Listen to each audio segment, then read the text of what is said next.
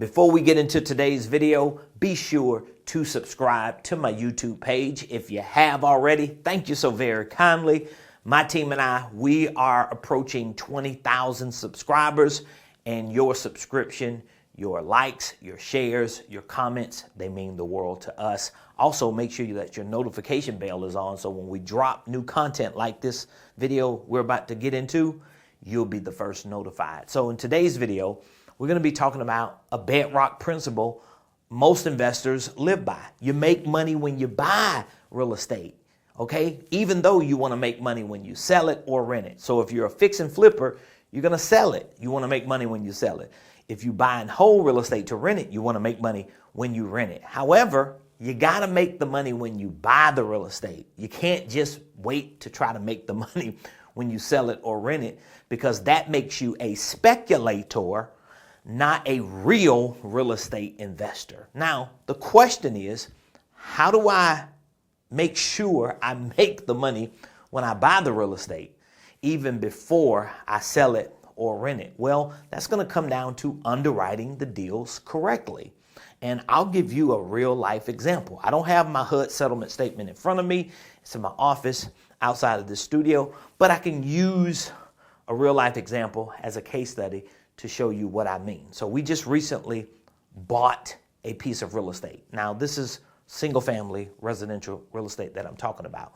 Okay. Now, I buy creatively. That means I'm using strategies like subject to, meaning that I'm taking over the existing loan balance on the property that I'm buying.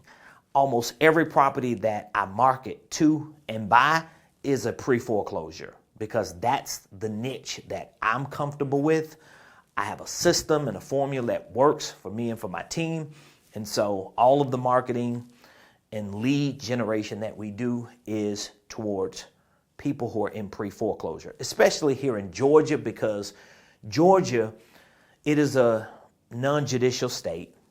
And that means every first Tuesday of every month, we have foreclosure auctions at courthouses all across Metro Atlanta and throughout the state of Georgia. For a creative investor who's looking to buy pre-foreclosures, whether you are buying them in cash, whether you're buying them creatively or conventionally, this is the type of state you want to be in, because you have this 30-day cycle of new motivated sellers. Now, of course, there are a lot of moving parts.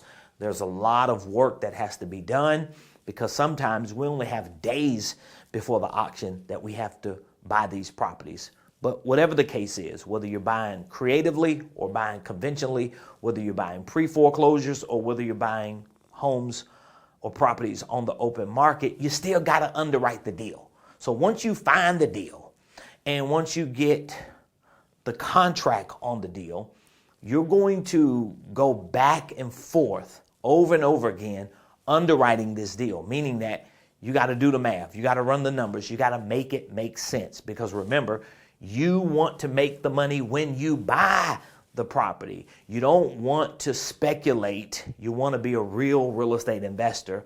And the real real estate investors, they're going to make the money when they buy it. They ain't just waiting to hope to make money when they sell it or rent it. So here's a real life example. We bought a pre-foreclosure. We took over the existing loan. It was subject to, and the existing loan was somewhere around, I'll just say $210,000.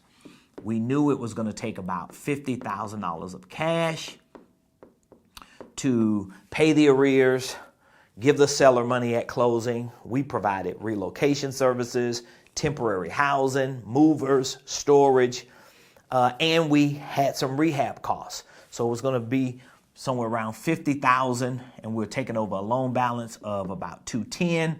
So that means we were going to be buying the property somewhere around $260,000. My beautiful wife, who is our transaction coordinator, and she is our licensed real estate agent, she ran the comps, and she was comfortable listing it around $345K. Now remember, we're doing these numbers, we're doing this math before we buy the property. I call this my preliminary underwriting, and then I have my post-contact underwriting. So I'm going to be underwriting this deal before I get a contract, once I get a contract, all the way up to the closing, because I want to underwrite the best case scenarios, the worst case scenarios, and here's a big footnote for me to add to this conversation. Depending on how long this process is, from the time that you get a contract to the time you close, to the time you fix it and relist it on the market or to sell or buy, the market may change. The comps may change. So you're going to make sure that you're looking at those numbers throughout this entire process, because this entire process could easily be a 3, 4, 5, 6 month process. And what you comp here at day one, when you get the contract, could be something totally different that shows up in the comps here at day 150. You get what I'm saying? So just keep that in mind. Things can change in terms of the numbers. What the house could sell or rent for day one may not be the same number that the house could sell or rent for day 90 or day 150. But back to how I made the money when I bought it, even though I wasn't clear on the day I was going to sell it. So we have $210,000 loan balance, $50,000 cash that we're going to have to bring to purchase the property, all in $260,000. And we knew the ARV, or it could be listed for about $345,000. Now, of course, you have to deduct your commissions, your closing costs, buyer concessions, and anything that happens to come up when they do the inspection. But just back of the napkin underwriting, I can easily take $345,000 that my licensed professional agent, my wife, has made it clear that we're confident and comfortable that we could actually sell this property for $345,000. Well, I'll just deduct $260,000 from the $345,000, and that gives me a spread of $85,000. Again, we still have some numbers that we have to take out of this $345,000 that will lower the $85,000, but it gives me enough data, numerical data, to know that I'm making money when I buy this property. Because let's say, for example, I'm looking at the fix and flip underwriting and I still have an $85,000 spread. So I already know I could easily walk away with $40,000 as long as all of my numbers check out right. Worst case scenario, $30,000. But guess what? That's still money that I'm making. If I buy it and hold it, well, guess what? I'm not deducting that $85,000. I have a loan balance of $210,000 and I have $345,000, even though I have $50,000 in it, but that's still $210,000 from $345,000 is $135,000 of an equity spread. So I'm still